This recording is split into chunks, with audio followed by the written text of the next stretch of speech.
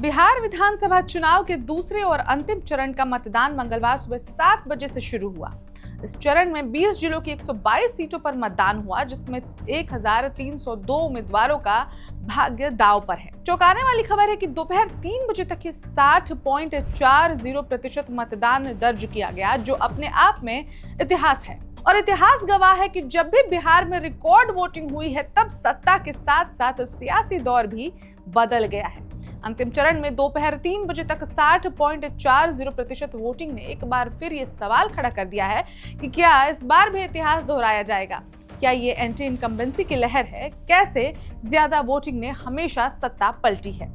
नमस्कार, मैं ऋचा और आप देख रहे हैं वन इंडिया हिंदी।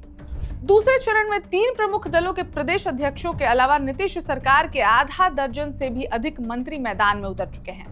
बिहार में वोटिंग प्रतिशत को राजनीति का थर्मामीटर माना जाता है।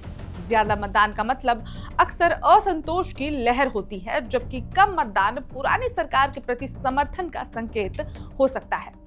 अब बिहार के चुनावी इतिहास में यह देखा गया है कि जब भी वोटिंग में 5% से ज्यादा की वृद्धि या कमी हुई है, तब राज्य में सियासी भूचाल आया है। आमतौर पर भारत के चुनावी इतिहास में ये माना जाता है कि जब मतदान ज्यादा होता है तो जनता बदलाव यानी एंटी इनकम्बेंसी चाहती है। हालांकि ये हर बार सच नहीं होता है। कई बार ज्यादा मतदान सरकार के लिए प्रो इनकम्बेंसी यानी समर्थन का संकेत भी हो सकता है। चलिए ये समझते हैं कि बिहार में रिकॉर्ड वोटिंग बढ़ने की क्या वजह हो सकती है। अब इसमें सबसे पहली वजह हम आपको बताते चलते हैं कि महिलाओं से वोटिंग प्रतिशत बढ़ा है। यानी एनडीए और महागठबंधन दोनों ने ही महिलाओं के लिए कई योजनाओं का वादा किया है। एनडीए की नीतीश सरकार ने चुनाव से पहले महिला रोजगार के तहत 1.21 करोड़ महिलाओं के खातों में 10-10 हजार रुपए की पहली किस्त डाल दी थी। वहीं तेजस्वी यादव ने महिलाओं को हर साल 30,000 रुपए देने का वादा किया। विशेषज्ञों का मानना है कि इन वादों ने महिला वोटर्स को बड़ी संख्या में मतदान के लिए प्रेरित किया है। एसआईआर ने वोटिंग बढ़ाने में मदद की है। दूसरी बात यह रही है कि एसआईआर यानी विशेष गहन पुनरीक्षण ने वोटर लिस्ट को अधिक यथार्थवादी बनाया है। पुरानी लिस्ट में फर्जी और मृत नामों के कारण मतदान प्रतिशत कम दिखाई देता था। इस बार 68 लाख नए वोटर्स जुड़े हैं, जिनमें युवा और महिलाएं बड़ी संख्या में शामिल हुए हैं। युवाओं को बेरोजगारी के मुद्दे और नौकरी के वादों ने वोट डालने पर मजबूर किया। वहीं महागठबंधन ने इसे वोट चोरी का मुद्दा बनाया, जिसके चलते पिछड़ा और अति पिछड़ा वोटर इस बार बढ़ चढ़कर वोट देने पहुंचे हैं। बदलाव की पहल।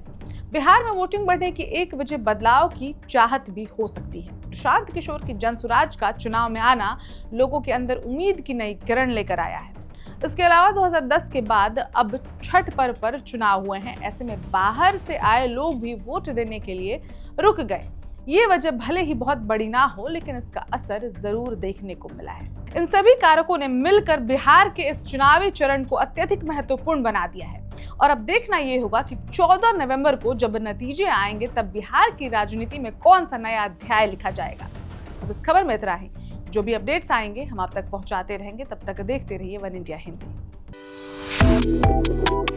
Subscribe to One India and never miss an update. Download the One India app now.